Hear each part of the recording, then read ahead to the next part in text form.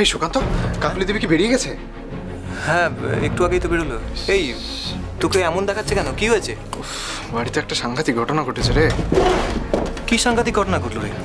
এই কি হয়েছে? আরে আমার ছোট বোন আছে না, সে পড়ে গিয়ে মাথা ফাটিয়ে ফেলেছে। সে কি বলিস? তা ডাক্তারের কাছে নিয়ে গেছিলি? চল আমি যাচ্ছি, চল। আরে তুই এত ব্যস্ত হোস না, আমি ডাক্তার দেখিয়েছি। এখন ব্যাপারটা হচ্ছে আজকে সারাদিনে পালা করে ওষুধ দিতে হবে, তার জন্য অফিস যেতে পারবো না। তো এই খবরটা কাকুলি দেবীকে দিয়ে পাঠাতাম, কিন্তু এখন না জানিয়ে অফিস না গেলে বরেন তোমাকে শেষ করে ফেলবে, জানিসই তো। সে তো বুঝতেই পারছি।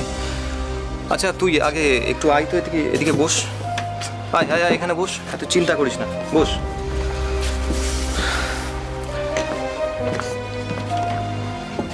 এখানে জল খা।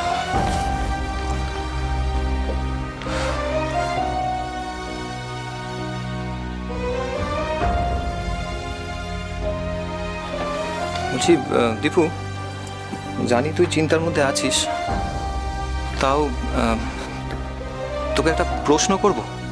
হ্যাঁ, কি প্রশ্ন?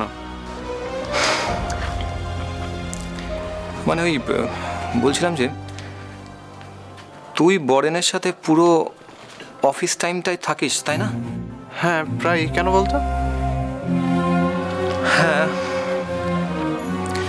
আসলে দীপু, তুই তো আমার এতদিনের বন্ধু, তাই তোকেই মানে বিশ্বাস করে কথাটা বলছি। মাথার মধ্যে না একটা কথা ঘুরপাক খাচ্ছে। বলছি, বলতে পারবি বরেন কাকলিকে চাকরিটা কেন দিল? কেন দিয়ে দিল তার আসল কারণটা কি আমার জানানো উচিত হবে? বন্ধুত্ব বন্ধুত্বের জায়গায়। আমার পরিবারের যা অবস্থা, বন্ধুত্বের মান বাঁচাতে গিয়ে আমি না খেতে পেয়ে মরতে পারবো না। আমার ছোট ছোট ভাই বোনগুলোর কেউ নেই। সঠিক উত্তরটা দেওয়া ঠিক হবে না। আর যাই হোক, আমি নিজের চাকরি হারাতে চাই না। কথাটাকে ঘুরিয়ে দিই। কেন বলতো? কাকুলি দেবী নিজেই তো গিয়েছিল চাকরির জন্য, তাই চাকরিটা পেয়েছে। হ্যাঁ, সে তো জানি কাকলি গেছিল হেল্পের জন্য, কিন্তু তাও মানে তোকে অন্য একটা কথা জিজ্ঞেস করার ছিল। এই মানে কাকলির সাথে বরেনের কি মানে বন্ধুত্ব হয়েছে? মানে জানতিস তো, মানে কলেজে দুজনে আধাই কাজকলায় ছিল, মানে তাই জিজ্ঞেস করছি। না মানে তুই কি জানতে চাইছিস সেটা পরিষ্কার করে বল। সেরকম কিছু না,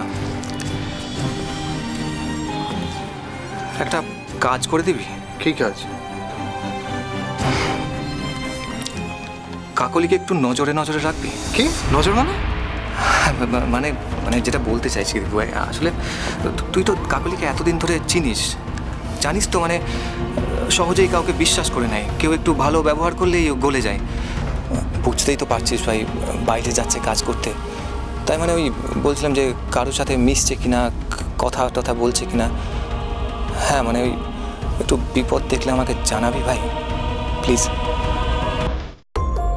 সুকান্ত কি কোনোভাবে বরেনের মনে পাঁচ পেয়েছে? বরেনের ভাবগতিক তখন আমারও সুবিধার লাগেনি, তবে সেটা সুকান্তকে বলে আমি নিজের বিপদ ডাকতে পারবো না। কাজটা চলে গেলে সপরিবারে আমি একেবারে আতান্তরে পড়ে যাব। অচিন্ত্য কুমার সেনগুপ্তের প্রথম কদম ফুল, সোম থেকে শনি সন্ধ্যে 7:30টায় আকাশবাণী ও প্ল্যাটফর্মেই যাবে।